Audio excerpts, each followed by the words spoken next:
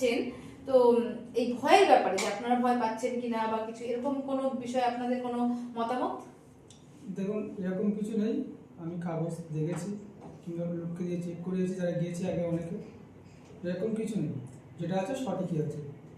আপনাদের যে স্যালারির কথা বলা হয়েছিল প্রথমে, আর আপনাদের যে ডকুমেন্টস আপনারা পেয়েছেন, অফার লেটার বা ওয়ার্ক পারমিট, সিমিলার আছে নাকি এখানে আলাদা কিছু দেখেছেন? না না, আলাদা কিছু নেই, যেটা ছিল সেটাই আছে।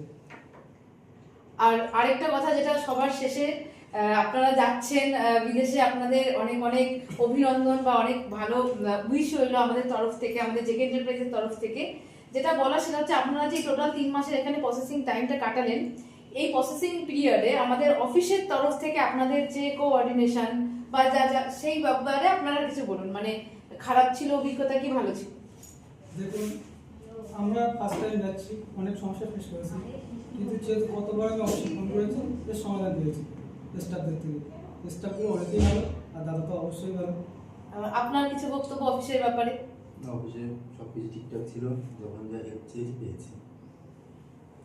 Thank you. আপনাদের আগামী